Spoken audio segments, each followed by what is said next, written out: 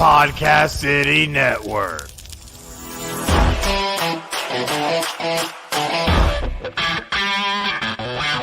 This is Rip. And this is Brad. And you're listening to The Rip Griffin Show with Brad Chandler.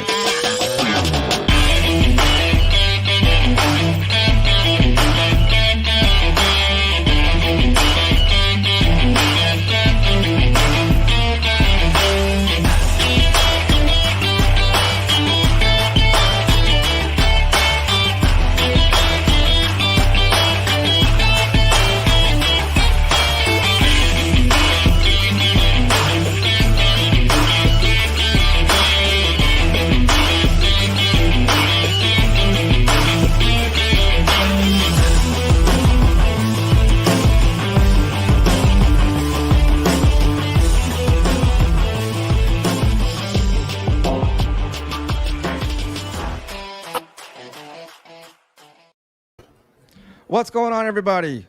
Welcome to episode number 69 of the Rip Griffin Show with Brad Chandler. We've got an awesome show in store for you tonight, but before we get into everything, be sure to head on over to wherever you follow your podcast, Apple, Google, or Spotify. Subscribe to the show, rate, review, let us know how we're doing so we can always make sure to put out better content for you guys. And be sure to head on over to our YouTube channel where we have some YouTube exclusives in the works, so be sure to be on the lookout for that. So with all that being said, I'm bringing tonight my co-host, Brad Chandler. Brad, what's going on, man? Man, I am exhausted, but I am excited to get to the show.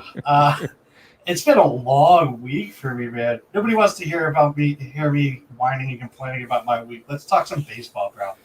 Let's do it, man, because spring training is in full force. We are just days away from opening day. 2 weeks away, bro. 2 weeks. April 1st. No, we're 3 weeks out. 3 weeks. Okay. Out. Well, I'm getting a little ahead of myself because I'm excited for opening day because it's going to be here and we're going to have. Now let me ask you a question. Do the Astros have that stupid all right, we're going to start on the first, but we're going to take the second off schedule? I don't know who does the scheduling, honestly. Because the Red Sox, I have to say, it's like almost every year. It's like you get the very first day of baseball, you get opening day, and then guess what? The next day your team's not playing, and it's annoying. Well, the frustrating part is the Astros are going to be on the West Coast. They're opening up with Oakland, so that game's going to be like at 9:00 at night my time. It won't finish till midnight, so it's going to be a long night no matter what. But it's all about the time. It's horrible, man. The scheduling sucks. I remember, what was it, 2019? The Red Sox started off on the West Coast, and I was just like dead to the world going to work the next day, because it's 3 hours behind. They start at 7:00 there. It's 10:00 here, and if I'm staying up for the entire game, I ain't going to bed until after midnight. Yeah, you're gonna be dragging that next morning, and I know for me for sure.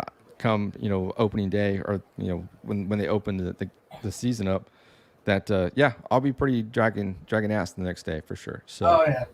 So there's some PTO time too. That is true. I don't mind using it to watch some baseball. I've already scheduled it with my boss. I told him, I was like, I'm leaving. The game starts. I think the game starts at like 2:30, something like that. I was like, I'm going to come in at 5. I'm going to leave at 1. I'm going to go home and watch the game. He was like, well, why don't you just record it? I'm like, bro, did you really just tell me to record baseball? Who records baseball games? I can't record a baseball game because everything comes to my phone, and I'm going to get all those everything that happens anyways. So it'd be ridiculous to just record it. So let me ask you, are you going to have this set up like you had during the postseason, where you had 10 different cameras or TVs? No. I'm going to watch the Red Sox on opening day. I'll probably watch some other games after, but the Red Sox are getting my full attention on opening day. Yes, that's going to be awesome. But before we get into opening day, we have to get through spring training. And so we've got a lot of spring training updates that have happened over the past week. And primarily one of the big things, we actually had a signing that came about just this past weekend with the Astros. Actually, they went out and they picked up the last big name free agent pitcher that was on the board in Jake Odorizzi. And this is a very interesting deal that James Click and company have worked out with Odorizzi. So the deal is where it's a 2-year deal worth $23.5 million. He gets a $6 million signing bonus, but check this: the signing bonus is actually in increments. So he'll get $2 million in 2021, which will be in July. He'll get $2 million in July of 2022, and if he picks up that player option for that third year, then he gets $2 million in July of 2023. So very interesting structure that James Click has put together to get Odorizzi. It seems like they're going to, like, these players and their agents are going for those weird structures. I know Jackie Bradley Jr. just had an odd signing to where he's getting deferred so much money for like the next 4 to 5 years or something like that, and it's just I can't be upset with it. You know, like, look at the Red Sox. They're going to be paying Manny Ramirez. I believe they're still paying him until next year. And Gosh. the Mets are, paying Bonilla. So, I mean, it works. I mean, deferring the money for Manny Ramirez was worth it. I mean, the Red Sox won 2 World Series with him. Right. And I can't help but wonder if this kind of helps allow the team and other teams that are doing this deferred contracts, that it would kind of helps. Obviously, it helps save them money in the present to go out and get competitive if they are in a type of playoff run, so they can go out and get some other key acquisitions. But also, too, Carlos Correa is set to be a free agent after this season, and if a deal is not worked out, then we can more than likely see him probably go at the end of this offseason. So maybe they're trying to structure it to where maybe they can have some extra money available for Correa. Of course, there's some other guys coming off the books. Greinke's coming off as well. So I don't see the Astros letting Correa walk. If he does end up walking, it'll be on his terms. It'll be the person that is like, nah. But I don't see either one of the either side saying no. Correa seems like he's going to be a Houston guy for the rest of his career. I hope so. But sometimes money will talk, and if he's given the right contract and the right offer. Yeah, but I mean, like, not to bring up like some sort of bad news or whatever, but I mean, like, the whole way that the scandal went about, and he went about that. I don't see too many teams going to be offering him much more than what the Houston Astros are going. I think he's going to be comfortable staying with the Astros. Right. And I'm not knocking him, for his playing ability. Everybody knows that I absolutely love Carlos Correa. Oh, you voiced it very. I could tell in your tone that you love Carlos Correa. But but I didn't have this in the notes, and I heard this on another podcast. I want to get your thoughts on it. That there's the whole 2017 scandal with the Astros, blah blah blah. I'm not getting into that. And of course, the Dodgers went out and they won their World Series in 2020. I heard something on a podcast today that the Red Sox made the trade for Mookie Betts and sent him to the Dodgers along with David Price. Right. Now, I heard that the Astros need to do something similar and send the Dodgers like Alex Bregman or Carlos Correa and get a prospects in return. I don't see that happening. I mean, I'd have to look at the books and whatnot, but I don't think the Dodgers. I mean, the Dodgers can obviously afford it, but you got to think of Bellinger's future. And right. If you're sending Bregman, it just wouldn't make sense. You got Justin Turner, right? He's there for, I believe, 2 years. So sending Bregman over to the Dodgers just wouldn't make sense. I mean, why Did they say why? Is it because of the scandal? Or It would make the wrong a right. So basically, it would be you send your two high profile yeah, I don't your think that's the stars. reason why Mookie and that's definitely not the reason why Mookie and David Price were sent. And I- Mookie and David Price were sent for two reasons. David Price was to cut his pack, cut that the payroll. Mookie Betts was to get something in return. We weren't getting anything in return for David Price, but we cut the payroll by 50%. We only had to send 50% of David Price's contract. He didn't play last year, so they didn't have to pay anything of that.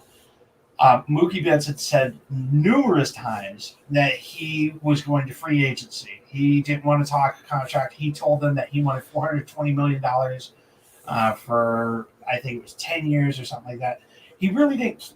I don't think he actually cared about the money. I think it was more like he wanted the 12 years. Right. And the Red Sox just weren't willing to do that. In a sense, it's like, okay, is he going to be good for 4 or 5 years? What happens if he gets injured or something like that? I don't know. I think that's kind of a reach. Was it a Dodgers podcast?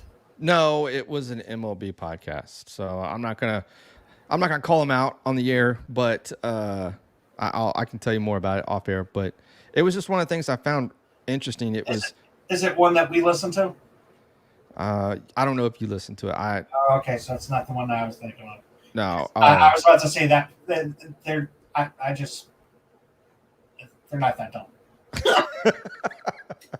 I just found it really interesting and weird That's just a bad take, in my opinion. Because, like I said, you have Justin Turner. Right. I mean, he's older, but I mean, you got 2 years of control of him now. I mean, he's probably just as good, if not like maybe a tick under Bregman. His defense is good. His offense is good. I don't know. I think that's that total reach. I thought so too. It didn't really make sense in my opinion. In my opinion, to be honest, I wouldn't see the Astros doing that with the Dodgers to begin with. But it was just I just want to get your take on it because I heard it. I found it interesting, but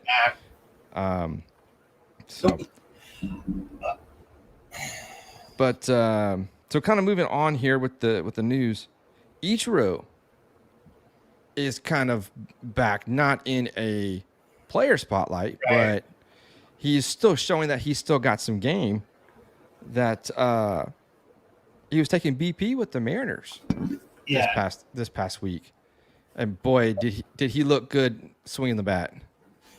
That guy's got he's got a pretty swing. It must be a left-handed Seattle Mariners thing because him and Griffey Jr. probably have two of the nicest swings I've ever seen coming from a lefty. I mean, I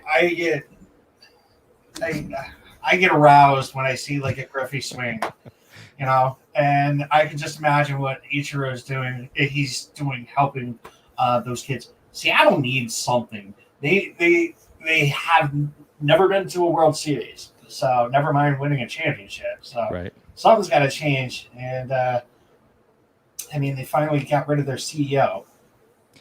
Yeah, that was a must. They had to do that. So now we might actually see the Mariners do something because Let's hope so. Maybe he was the reason why they. Of course, I mean he comes out and says publicly that, that Mariners are actually altering, service time and with their players, and so they're holding. So he admittedly opened that can of worms. Yeah. But we already knew all about that. Oh yeah, no, that's a given. We've seen several teams do that throughout the years. I kind of want to talk about a team that I'm not a huge fan of. No, I don't hate them. So we're gonna move on to the Gary Sanchez situation. Okay. Have you paid attention to anything that's been going on with the Yankees? Here and there, I know they've got some All right, so I'll just go over a couple things here. One of the most concerning things for the New York Yankees is the fact that they found out that Zach Britton is going to be out for a few months. That's going to be a while. He's going to get what is it? Elbow surgery. It's not Tommy John. It's not Tommy John, but he's getting like chips taken out of his elbow. Oh, like bone spurs. Yeah, something similar. It's something similar to what Nathan Eovaldi from the Boston Red Sox had to do, and he's going to be out for a little bit of time, like a couple months actually. And I'm a Red Sox fan, and nobody ever likes to see somebody have to go out because of a surgery. And Right. Zach Britton is actually one of those guys that, with the Yankees, I like him. I actually have respect for Britton. But the one thing that I've been talking about with some Red Sox fans is, oh man, it's a good thing they still have Adam Ottavino. Oh wait, Nope, he's gone. yeah, he's with the Red Sox now, and he's looking good too. So I kind of pulled it up real quick. Zach Britton, he's going to have arthroscopic surgery to remove a bone chip in his left elbow. Right. So I'm surprised it's going to sideline him for a couple months. Yeah, it did the same thing with Nathan Eovaldi. I remember the year that he got that done. I think that was in 2019. They were talking about making him a closer so that they could have him come back sooner. And they tried having him do the closer role and whatnot, and they needed somebody, to go a few innings, and he was the guy. And they stopped using him as a closer. Right. They brought him in sooner than he should have been. But the other thing is earlier this spring training or before the spring training, the MLB had said that they were going to put the balls in like a humidor, right? So deaden the balls, and holy crap, man! Gary Sanchez. Did you see that video? I know we got the video, but did you see the video where he hit the ball over the freaking batter's eye?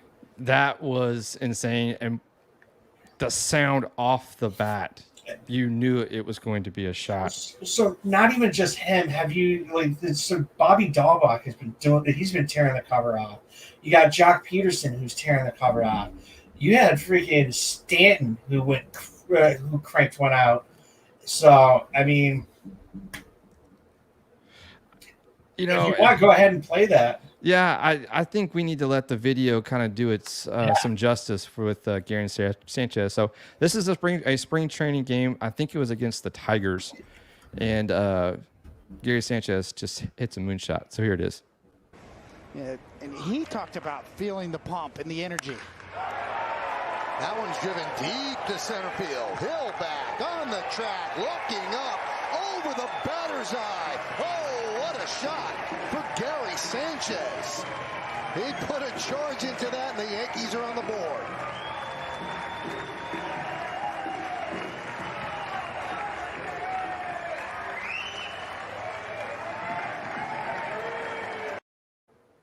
That's crazy. The first time I saw that, it went over the batter's eye. I was just like, holy crap, dude. Yeah, it was like I said, the sound off the ball off the bat was just solid. And one of the things that makes it more enjoyable is the crowd noise behind it. Oh yeah. Is even though yes, it's the Yankees, and they've been doing okay. I mean, this spring, but to have the fans and to hear the fans, that's awesome. I have to admit, one of the first games that I watched this season, this spring training, was a Yankees game. I was actually listening to a Red Sox game because it wasn't televised, which that is annoying. I never know when the game's being televised. So yeah, screw you, MLB. But I was listening to the Red Sox and watching the Yankees, and just hearing the sound, man, it's awesome. It's so awesome. Yeah, one of the things, especially coming out of Yankee spring training camp, is Aaron Judge, and he's been pretty dominant so far this spring. But he looks to continue his dominance throughout the regular season. Yeah, sure. Do you think it's? Yeah, I was gonna say, do you think that's a stretch? But you kind of already answered that for me. What's the over under on him? Playing. Oh gosh. Playing a full season. Like, how many games do you think he's going to be playing? Let's see.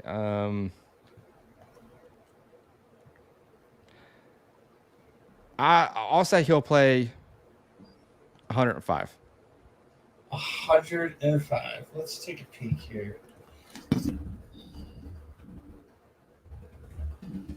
I'm going to pull up his stats and see what's the most games he's played. And okay, so he's played 155. I mean, but that was one season, but that was in 2017. So that was his rookie year. Then in 2018, he played 112. So something happened there. I think that was the rib injury. Yeah. Or was that in? I think that was 2019. Oh. But I'm gonna go. What'd you say? 105. 105. I'll go 110. Oh, okay. So Brett's watching it right now. He says 90. Yeah, it's a 90. Yeah, I see it. That's. I mean, I don't want to see the guy not play because I don't know if you guys have seen him out in the outfield, but he's an absolute giant. Like, I'm not even talking about like on the screen. Like I went to Yankee Stadium. I've seen him there. I've seen him at Fenway, and that dude is an absolute giant. Like, I can only imagine. Like, I would be like doing one of these. I mean, did you see the video of him playing catch with the little kid in right field? Over out in the bleachers. Yeah. Yeah, I saw that. Yeah, he was, just throwing it up there, just he was lobbing it like no effort, and that's got to be the height thing. Yeah, probably. He's got the judge's chamber too, right? So all rise. Sorry. One cool thing, this spring training that I saw this and I added it to the notes.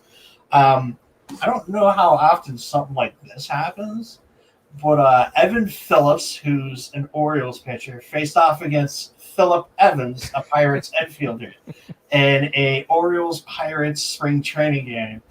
Now, the news that's not like some fantastic news or whatever, but I thought that was a weird thing, and I thought that it should be mentioned that Evan Phillips pitched to Phillip Evans, because I don't think you're ever going to see that again or hear that again. No, it's almost similar to what was it, the Dodgers-Padres series where Will Myers had a home run off of Will Myers. There was what was it? There was a Red Sox game. What was it? 2013, maybe 2014, I believe. They had Mike Karp. He was pitching as one of the players on the field. He was pitching, and they were facing the Angels. So we missed a chance to see Mike Karp pitch to Mike Trout. Oh, I remember you saying something about that. Yeah, and I have to find it one of these days. It was pretty funny. A position player was pitching, and his name was Mike Karp. He ended up going to the Rangers later that season, I believe. And like I said, he could have pitched to Mike Trout. So, kind of just moving on real quick here, kind of staying within spring training. One of the Detroit Tigers, he's a minor league catcher, Grayson Greiner. He left the game on Sunday after being hit in the face by in the 6th inning by a fastball off of Ellis Luciano. And I didn't see the video, but I just saw the picture. and it's pretty intense. I mean, it's black eye, broken nose is what happened. He got a broken nose after that, but he was able to walk off under his own power, which is great. So nobody likes to get a pitch to the dome. That's not. I doubt it was intentional, but still, that's scary. Yeah, ask Giancarlo Stanton how it feels to get a pitch to the face. Not, growing up, I got close. I remember taking one off the inside of my arm here, like right there in my tricep. Yeah, Oof. yeah, that was. I just saw the picture. Oh yeah, we're not gonna post that, but We're not. I mean, if you want to post the picture, it's fine. But I mean, it's the view under your own discretion. Yeah, it's pretty rough. I think I'll skip it. So, but yeah, I mean, I got close. If I hadn't put my arm up to actually block it, I would have got hit right there in the ear hole. Yeah, not good. Scary, but Okay, it's not nearly as bad as I thought it was. That nose looks messed up now. yeah. Once the swelling goes down, you'll be able to see a lot of the bruising. But best of luck to him. Hopefully he recovers quick absolutely. so he can get back to spring training. Absolutely. But we might have some fans in the stands come opening day, which is exciting because looks like some teams are looking to. I mean, of course, it's based on whatever the state regulates. Anywhere from 6,000 to 8,000 people. But I'm gonna kind of jump because we kind of have it in one section and then something else in another. So I'm gonna tie these two together. Yeah, the Rangers allowing 100% in the state in their stadium. I don't. I don't know, man. I think this is a cash grab from them. I think it is because I don't know how the Astros are the Astros doing like 100% or they're not talking about 100%. They're looking at possibly staying with the rest of the league and maybe going to like 6,000 or 8,000 people, which would be roughly, I mean, close to 10 or 15%. So, but 100%. Just like Craig. We're both taking control here. We're both taking control here. So Brett said 25% for Minute Maid. So 25%. I mean, I think the Red Sox are doing like 12%. So, which is good. I mean, the fans are going to be there, but you can also still be proactive and social distance, wear your mask whenever you're not eating or drinking, which is one of the stipulations that I saw there. So you can wear your mask, but you don't have to wear it when you eat, which is obvious. But I don't care, man. I'm probably not going to be able to see a Sox game this year. I do know, however, I'll be going to see the Hartford Yard Goats when minor league comes back. So yeah, I'm excited for minor league baseball to get going here. We've got a local team here in my hometown, which is the Texas Collegiate League, which is the hat that I'm wearing tonight. And they had fans in the stands last summer. And so hopefully they will get back to it just like, everybody else. So, but yeah, I'm excited. Definitely go check them out. Go check out some minor league games as well. Kind of get familiarized with those. But 100%, I put a poll up on our Twitter page, and roughly about 50% said that it was not a good idea. And about 33% said, yes, it was good. And some said they don't care. So I don't know, man. I think it's going to be a bad idea. But hey, whatever. I don't live in Texas. You guys just literally, like, not to bring up the whole COVID thing, but you guys literally just like decided, hey, we're just not going to wear masks anymore anyway. So we don't give a food. No, I'm just kidding. Obviously. Not to get political or anything, but there was a lot of backlash because of that. And I want to answer Brett for a second. You're gonna have to wait to find out. But anyways, yeah, there was a whole backlash of that, and I mean, there's still going to be, especially restaurants, whatnot, especially in my hometown, that are going to abide by the mask rule. It's basically based on preference. Everybody wants to be able to feel like they're doing having normal things. So it comes down to your personal preference whether or not you want to abide by it, wear the mask. So, but yeah, it's definitely gonna be your choice, just like Brett said there. So, but yeah, we'll see what happens in the coming days and weeks here in the great state of Texas. So let's get back to baseball. So I found this. I didn't know who this person was, and obviously it kind of doesn't even matter anyways because they were a free agent. But MLB suspends free agent Sam Dyson for the entire 2021 season for violating joint domestic violence, sexual assault, and child abuse policy. So I didn't read too much into it, but it sounds like this guy's a scumbag.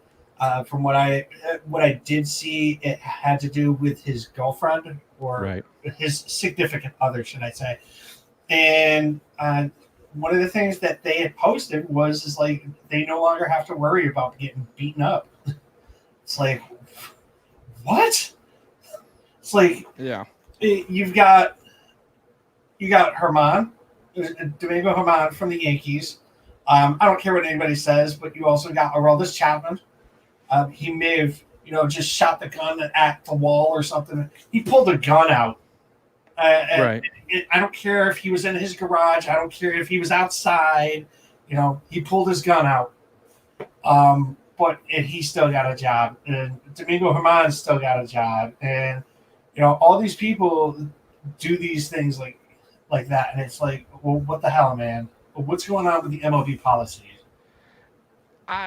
It seems like, this is one of the very first actions that MLB has taken and actually suspending him for an entire, for a year. Of course, they suspended Domingo Germán for 80 games? Yeah. So they're starting to kind of increase the suspensions. But he last pitched back in 2019 for the Minnesota Twins. Yeah, so he's basically been suspended. Right. So, I think Major League Baseball needs to, continue to crack down on these types of actions with players. It seems like whenever something happens, let's just look at it this way. If, say, you or I did something like that and we got caught by, say, like the police got called on us, we're going to get arrested and we're going to have to spend some time, going through the court systems and stuff like that. These guys here. Yeah, slap on the wrist. That's it. Just because they make millions of dollars and they play a professional baseball game doesn't mean they're entitled to special treatment. No, not at all. I think once that stuff happens, it's basically game over. Yeah, I know people do stupid things, but you got to pay the price. Yeah, you're not privileged when the rest of us have to be treated. You're a professional athlete that you need to be held to a higher standard, have more accountability. 100%. And Major League Baseball fails to hold these players accountable because they're more worried about protecting their brand. And, the brand comes second, but, these victims need to have, some sort of protection and, action needs to be taken to, discourage this type of act. And maybe we're starting to see a glimmer of hope in Major League Baseball trying to rectify these actions from their players. So, but we'll be Well, I was gonna say we'll be seeing him next year, but I highly doubt it. Nah, you're probably not seeing him next year. If he didn't play last year, he's not playing this year. Yeah, no, It's almost a guarantee he's not going to be getting a team next year. 2 years off, no. yeah, I think he's pretty much done. I think he last pitched for the Twins. I know he's part of the Rangers organization for a little bit, but that's bad on his part, man. So, but what's going on in Mets world? Let's talk about some extension talk. I actually wanted to talk about something else and then bring the other two Mets things together. And getting out of order, man. Huh? You're getting out of order, but that's okay. I'm not getting out of order.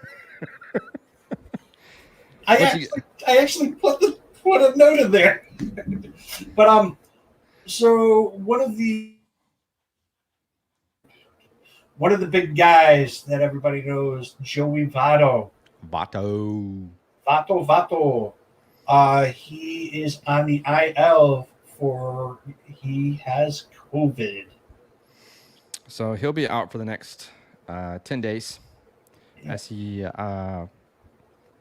goes through his process. And I don't know if what does that do for the Red? Okay, because he's still with the Reds. Let's see what is it, VO or VA? There he is, Voto. But yeah, he will be going through the intake, all those the COVID protocols. So he'll be out for the next 10 days. So hopefully he can make it back before opening day. So what did you want to include together with the Mets? No, it's just the fact that we had two things to talk about with the Mets, and they were in two separate areas. So yeah, that's why I was kind of poking fun.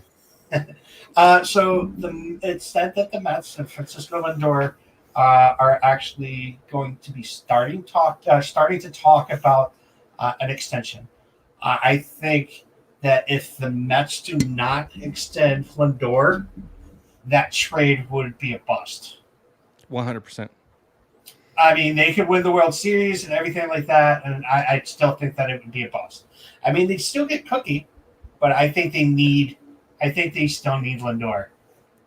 No, 100%, because he definitely solidifies that left side of the infield, and he's one of the best shortstops in the game. I don't know any shortstop that's actually better than him right now. I mean, yeah, I understand you're kind of biased to Correa, and like I'm kind of biased to Xander Bogaerts, but I mean, who Well, we look at was it Trevor Story? Yeah. Javi Baez with the Cubs, and True. then you've got Tim Anderson on the south side with the White All Sox. right, you just made me look like an asshole. Sorry, that wasn't my intention. I But was waiting for the Tatis Jr. See, I left that one out. But Yeah. so Well, that's he's not going to be a free agent, right. So for But 13 years. But those guys will be. I don't know about Baez, but or Bogarts for that matter either. But Bogarts actually has an opt-out. I believe, when is it? I think it's after next year. okay. I'm not sure. I don't know how to feel about it. So do you think there's a possibility that he leaves after next year? I don't know, man. I honestly don't know. It depends on how they do this year. Let's look it up real quick here. Let's see. So, see, it says here he signed through 2025, and this is on Baseball Reference. Nah, he's got an opt-out. He signed a 6-year, $120 million. So he's got to opt out after this season. Hold on. Signed a 6-year extension. Bogaerts, who signed a 6-year, $120 million extension with Boston in April 2019, can opt out of the final 3 years. Wow. Okay. So, That would be interesting. yeah, I mean, I think it would really have to do with Cora and how the team is going to be is doing. Right. So let's talk about Lindor for a second and his extension. So if the Mets were actually able to work out a deal, how many years and how much do you think it would cost them to keep Lindor around? Well, if Tatis got 13, I'm sure that Lindor. How old is Lindor?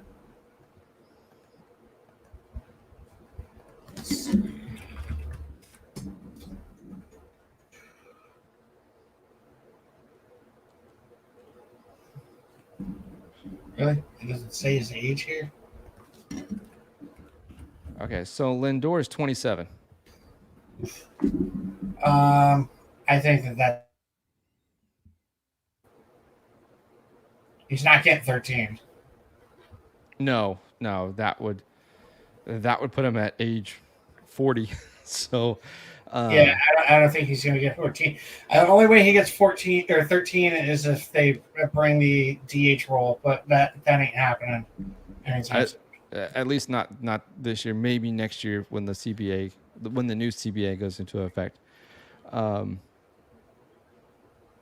Yeah, I would think maybe he would get. I'd say maybe 4 years, 100 million. Because that'll put him at 31. I can see that. I think he's going to want longer though. I just don't think he's going to get that though. Yeah. Because we'll see if Uncle Stevie flexes his wallet. right. But I mean, especially with Tatis getting at least 24 million a year.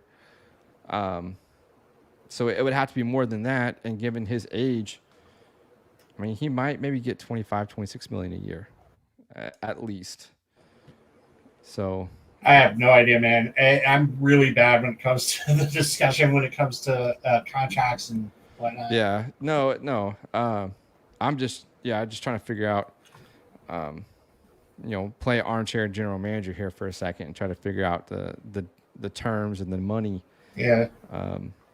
But I don't know. We've seen players that have gotten over the age 30 that have, gotten, $25, $27 million. So we've seen one jackass who's gotten like $40 million. Yeah. We're not gonna and that's a good segue into the next thing. One jackass gets $40 million when he's a mediocre pitcher, but you got the best pitcher in all of baseball who's topping out at 102 miles per hour during spring training. No names, DeGrom, Jacob DeGrom, and this guy is literally like the best pitcher, and I'm so excited. And I think that my two teams this year, like obviously the Red Sox are my team, but I think my National League team is going to be the New York Mets this year. I think so. I think what Steve Cohen and Sandy Alderson are doing with the Mets, trying to build a championship contender, and like Uncle Steve said, it's we need to be contending now, and right. Absolutely, and not 100%. Not 3 to 5 years later. Right. I mean, no, let's just do this now. And obviously my team in the American League is the Astros, but in the National League, I've got like 4 teams I can go for. I mean, I can go for the Padres, the Mets, the Braves, and if I wanted to do a sleeper dark horse, maybe the Marlins. You know why I like the Marlins? Oh yeah, no, that I understand, and I totally see it. But I mean, the NL East is going to be a division that's going to be, I think, Braves and Mets. I think the Mets are probably just a tad better than the Braves. That's my opinion, but I'm excited to watch that division. It's always such a lively division. But we'll see what happens. Hopefully, maybe we can hear of an extension coming, before next week's episode with Lindor, because I would like to see that get done. I think it will. I want to be a homer on that one. But to kind of round out the news this week on this week's show, Major League Baseball is doing some experimenting within the minor leagues. The shift is going to be no longer, and I think that's going to be. I heard it today. It's either going to be in high or double A, where they're going to get rid of the shift, or maybe it's triple A. I don't know. It's one of those sections, I think they need to start it down in the lower, because you got these guys that have been playing baseball for so many years, right? And it's like it's already like in the system. So it's I don't know. I don't know how I feel about it. Like, do I think that they should do something about the shifting? Yes. Do I think they should get completely rid of it? I don't think so. I think you should only get like a couple per game or something like that. It's I get trying to beat the analytics of it. Did you also hear what they're doing with the bags? They're making them bigger or something. Yeah. Which I don't know how much bigger, but I mean, come on, man. A lot of these guys, when they're running the bases, they're more, it's muscle memory, especially when you're rounding, to kind of put it as an example. Yeah. I mean, they're not looking down where the bag is at. They're looking to see what's going on in the field. Right. And so they're kind of already trained to know where the bases are, where the corners are. And you make it bigger, you're just going to throw them off and probably trip them up, and they fall down and embarrass themselves. At least that would happen to me. But that's just dumb. I don't see what the big deal is with the bases. I don't know what it is. But they're talking about they're deadening the balls. They're doing these the stuff with the shift changes. They're implementing the robot umps, which I absolutely hate, because I mean, like, I can understand when you got someone like Angel Hernandez behind you. Oh, jeez. But you need it for that guy. But I get there's some that will like it, some that won't. And these guys are human; they will make mistakes. But we talked about Angel Hernandez last week. I mean, blatantly missing a called strike right down the middle, calling it a ball. That is where a robo ump can come in and overthrow him on that aspect. Yeah, but the umpire actually has the last call there. True. But, I mean, something needs to either more educate. I don't know. I'm not going to get into that soapbox. But I can kind of get how the robot umps it takes away of the authenticity of the game itself. So, and one of the things I heard, I don't know if you heard this or not, but especially down in the lower levels, like high A and whatnot, they're going to implement a pitch clock, a 15-second pitch clock, and then the pitchers can only check the runner at first, like 2 times in an at bat. Oh. Yeah. I did hear something about that. Yeah. That makes sense. It's I don't know. What's your opinion on a longer game? Like, if the Astros and the Dodgers are playing, and it's in let's